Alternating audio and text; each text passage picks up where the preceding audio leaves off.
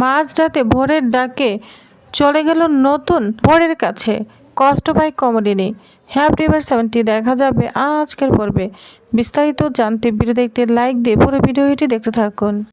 গল্পের শুরুতেই আমরা দেখতে পারবো কমলিনী অভিমান করে বসে আছে নতুনের উপর। নতুন তখন কমলিনী মান ভাঙার জন্য অনেক চেষ্টা করছে। নতুন কমলিনীর হাত টানে বলতে থাকে, কমলিনী তুমি আমার সংসার, তুমি আমার স্ত্রী, তুমি আমার অর্ধাঙ্গিনী। আর শোনো, বাইরের কাজের কথা তো আমি তোমার সঙ্গে সেভাবে আলোচনা করতে চাই না, অন্তত সবটা তো নয়। যেগুলো প্রয়োজন সেটা তো নিশ্চিত আলোচনা করব, কিন্তু সবটা নয়। আমাদের যে অনেক নিজের কথা থাকে, অনেক ব্যক্তিগত পার্সোনাল কথা থাকে। আর আমি তো রেফারেন্স দিচ্ছিলাম, আজকালকার ছেলেমেয়েরা যেভাবে কথা বলে তারা ভীষণ সুপারফিশিয়াল, তারা মার্ক ওরিয়েন্টেড পড়াশোনা করে, তারা ভালো করে পড়াশোনা করে, সেই জায়গায় ওর ইন্টেন্ট পড়াশোনা করে, সেটা আমার ইন্টেলেক্টের সঙ্গে ম্যাচ করে যায়। আমি আজকালকার ছেলেমেয়েদের রেফারেন্স ওর সঙ্গে কথা বলছিলাম, আর তুমি কোথা থেকে নিজেকে তার মধ্যে টেনে নিয়ে এসেছো। হাই ভগবান! কমলিনী, তুমি এটা কি বুঝতে পেরেছো আমাকে? তুমি এতদিনে এটা আমাকে বুঝতে পেরেছো? এই যে তুমি বোকামি কথা বলো না, এগুলোই আমার ভীষণ খারাপ লেগেছে। আরে তুমি আমার ওয়াইফ, আর তোমাকে নিয়ে আমি গর্ব করি। তোমার তো মাথা উঁচু করে থাকার কথা। তুমি ওর সামনে নিজেকে এভাবে এসব কথা বলে ছোট করলে। তুমি নিজের উপর কনফিডেন্স রাখো। এই যে তুমি এসব কথা বললে, এতে তুমি নিজেও ছোট হয়েছো, ওকেও ছোট করেছো। এটা কিন্তু কমলিনী আমি তোমার কাছ থেকে অ্যাকসেপ্ট করিনি। কমলিনী, এবার কিন্তু তোমার সত্যি ঘুমাতে হবে, আর কিছু নিয়ে ভাববে না, বুঝতে পেরেছো? কমলিনী তখন বলে, বললাম তো, ঠিক আছে, আমার ভুল হয়ে গিয়েছে। নতুন তখন বলে, না, কোনো ভুল হয়নি, তোমার ভুল হতেই পারে না। মাঝে মাঝে ভিতর থেকে কিশোরী মেয়ে বেরিয়ে চলে আসছে, আর এই কিশোরী মনটাকেও না আমি খুব ভালোবাসি। কমলিনী, তোমার কোনো দোষ হতেই পারে না, আর যদি কিছু দোষ হয়েও থাকে আমি সেগুলোকে দোষ বলে মনে করি না, বুঝতে পেরেছ? কমলিনী তখন বলে, আচ্ছা, তুমি আমায় এতই ভালোবাসো যে আমার কোনো দোষ দেখতে পাও না? আমি কিন্তু তোমাকে এত ভালোবাসি না। যা শুনে নতুন তখন হাসতে থাকে। কমলিনী তখন বলে, আমি কিন্তু তোমার সমস্ত দোষই দেখবো, বুঝতে পেরেছ?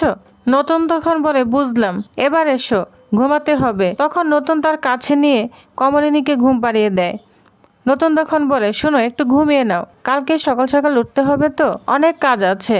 কমলিনী তখন বলে, হ্যাঁ, সেটাও ঠিক বলেছ, দধিমঙ্গল আছে, সকাল সকাল উঠতে হবে, জল সইতে হবে। নতুন তখন বলে, এত রিচুয়ালের দরকার আছে? কমলিনী বলে, বারে, বাড়িতে তো সব লোকজন এসে গিয়েছে, এখন যদি রিচুয়ালগুলো না হয় তাহলে কি হয়? তাহলে ওদের খারাপ লাগবে না? কিচ্ছু হবে না, শুধু কালকের দিনটাই তো যা ঝামেলা হওয়ার হবে, তারপর তো সব ফাঁকা হয়ে যাবে, তুমি ভেবো না। নতুন তখন বলে, আমি জানি তুমি সব সামলে নিবে, কোনো অসুবিধা হবে না, সব কাজ সুন্দরভাবে হয়ে যাবে। আমি একদম ভাবছি না কমলিনী। দুজনে মিলে কথা বলতে থাকে। ওই মুহূর্তে দেখা যাবে বোর ফোন করেছে। তখন নতুন বলে, দেখো কে ফোন করেছে। কমলিনী যা দেখে একদম আটকে ওঠে। কমলিনী তখন নতুনকে বলে, আচ্ছা, ওই মেয়েটা এত রাতে ফোন করেছে? তখন বলে, দেখো, ওর মাথায় যে ছিট আছে, আমি কি এমনি বলি? তাহলে কি এত রাতে কেউ ফোন দেয়? নতুন তখন বলে, আমি ফোন ধরবো না, ঠিক আছে। আবারও ফোন দিতে থাকে বোর এবং মেসেজ করতে থাকে। অনেক পরে নতুন ফোন তোলে। তখন ভোর কান্না করতে থাকে, বলছে, স্যার, আমি বাথরুমে পড়ে গিয়েছি, এখানে আমার কেউ নেই, আমি উঠতে পারছি না, খুব কষ্টে আমি বাথরুম থেকে বেড়ে চলে এসেছি, কিন্তু আমার খুব যন্ত্রণা হচ্ছে, অসহ্য হচ্ছে, খুব অস্থির লাগছে, ব্লিডিং হচ্ছে না, কিন্তু আমার খুব যন্ত্রণা হচ্ছে। নতুন তখন বলে, কেন, তোমার আশেপাশে কোনো হসপিটাল নেই? তোমার আশেপাশে কোনো আত্মীয় স্বজন আছে? তাদেরকে বলো না। তখন বলে, স্যার, আপনি তো জানেন এখানে আমার কোনো আত্মীয় স্বজন নেই, কেউ নেই, কি করবো এখন স্যার আমি? তখন ফোনটা কমলিনী নিয়ে নেয়। কমলিনী বলে, আচ্ছা, তুমি নতুনকে এভাবে কেন বলছো? তুমি বিপদে পড়েছো, তুমি বাথরুমে পড়ে গিয়েছো, তুমি তুমি তোমার আত্মীয় স্বজনকে বলো, অথবা তোমার যদি কেউ না থাকে, তোমার নতুন দাদা ডক্টর নয়, সে তোমাকে কিছুই করতে পারবে না, কোনো হেল্প করতে পারবে না, প্রয়োজন তুমি হসপিটালে ফোন দাও, কোনো ডাক্তারকে ফোন দাও। তখন বলে, বৌদি, আমার তো এখানে আপন বলতে কেউ নেই, আমার খুব কষ্ট হচ্ছে, খুব যন্ত্রণা হচ্ছে, এর জন্যই আমি তোমাদের ফোন দিয়েছি। তো অনেকভাবে কথা বলতে থাকে ভোর। কমলিনী তার কথায় একদম ঘায়েল হয়ে যায়, বলছে, ঠিক আছে, তুমি দাঁড়াও, কোনো ভেবো না, তোমার নতুন দা আছে তো, কোনো একটা ব্যবস্থা করবে। তখন নতুন বলে, তুমি থামো, আমি আসছি, এই বলে চলে যেতে চায় নতুন। আর তখন মনটা খারাপ করে থাকে কমলিনী। নতুন তখন তাকে সান্ত্বনা দিতে থাকে, বলছে, কমলিনী, মন খারাপ করো না, আমি আগে যাই, গিয়ে দেখি কি অবস্থা। এমন তো আচ্ছা, ওর হসপিটালে ভর্তিও নাও হতে পারে, আমি আগে গিয়ে দেখি।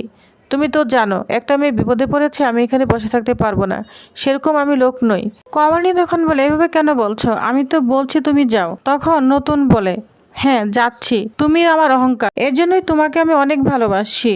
আচ্ছা ঠিক আছে কমলিনী, তুমি শুয়ে পড়ো, একটু পরেই তো আবার উঠতে হবে। তো অনেক বুঝে নতুন ওইখান থেকে চলে যায়, কিন্তু কমলিনী অনেক কষ্ট পেতে থাকে। এদিকে মিঠির গায়ে হলুদের অনুষ্ঠান শুরু হয়ে গিয়েছে, সবাই চলে এসেছে। কমলিনী সবাইকে চা দিচ্ছে। কুর্চি বলে, বৌদি তুমি এখন চা দিচ্ছ? রাখো তো, এখন চা দিতে হবে না। আচ্ছা তোমরা সবাই প্যান্ডেলে গিয়ে চা খেতে যাও, ঠাকুর আছে তো, এগুলো সব ঠাকুর দেখে নিবে, তোমাকে কিচ্ছু করতে হবে না। আবার বৃদ্ধির কাজ করতে হবে। আচ্ছা নতুন দা কোথায়? বৃদ্ধির কাজ তো নতুন দাকেই করতে হবে। কমলিনী তখন বলে, তোমার নতুন দা তো বাড়িতে নেই, ও একটু জরুরি কাজে বাইরে গিয়েছে, তেমন হলে বুবলাই করে দিবে। বুবলাই তখন বলে, নতুন কাকু কোথায়? আমি কি বুঝি, আমি কি করব এগুলো? তখন বড় ঠাম্মি বলে, হ্যাঁ হ্যাঁ ঠিকই বলেছে, ওইটুকু ছেলে বৃদ্ধির কাজও কি করবে?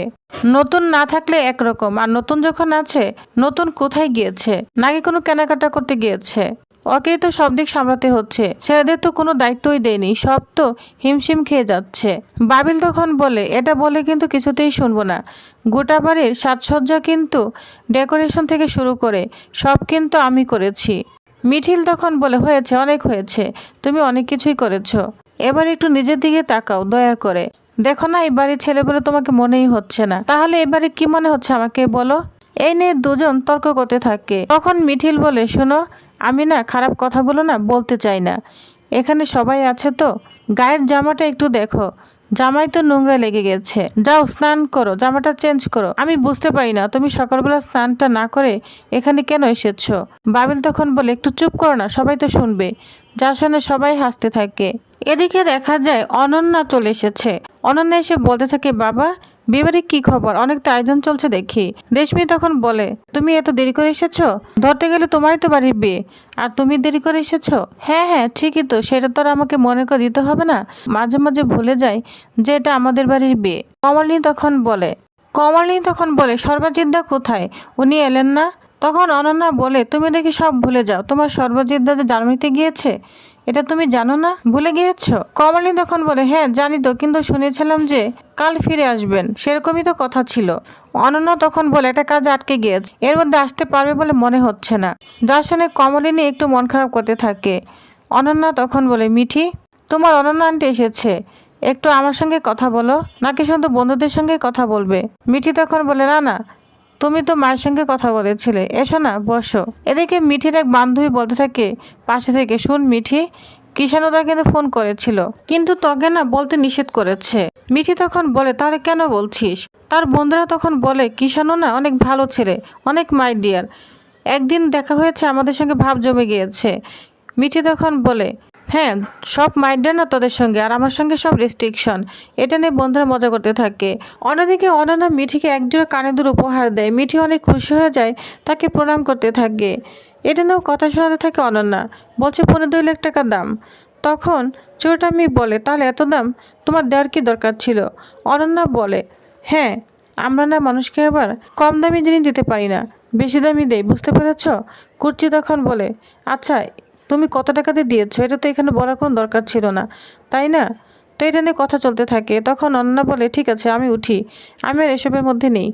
তখন কমলিনী বলে, কি ব্যাপার, তুমি চলে যাবে, বিয়ে দেখবে না? তখন বলে, না আমার ছেলেটা বেঁচে নেই, এসব আনন্দের মধ্যে আমি থাকতে চাই না। তখন কুর্চি কথাটা ধরে নেই, বলছে, শুনো অনেকেরই কষ্ট আছে, কেউ প্রকাশ করে কেউ প্রকাশ করে না। তখন প্রসন্ন বলে, থাম না, আজকে শুভ দিন, তাড়াতাড়ি শুভ কাজটা হতে দে। তখন কমলিনীর মা বলে, হ্যাঁ সন্ধ্যায় তো বিয়ে, তাড়াতাড়ি কাজগুলো অ্যারেঞ্জ করতে হবে তো। এদিকে কমলিনীর বাবা বলে, কিরে নতুন কোথায়, বৃদ্ধি করতে হবে, অনেক কাজ আছে। তখন রাগ হয়ে যায় কমলিনী, বলছে, বাবা একথা তোমাদের কতবার বলবো যে উনি বাসায় নেই, কাজে গিয়েছেন, ব্যস্ত রয়েছেন, আর বলতে ভালো লাগছে না। এটা বলে কমলিনী খুব কষ্ট পায়। তো প্রিভিয়াস তাহলে নেক্সট আকর্ষণীয় পর্বে কী হতে চলেছে তো জানতে অবশ্য আমার সাথেই থাকুন। ধন্যবাদ।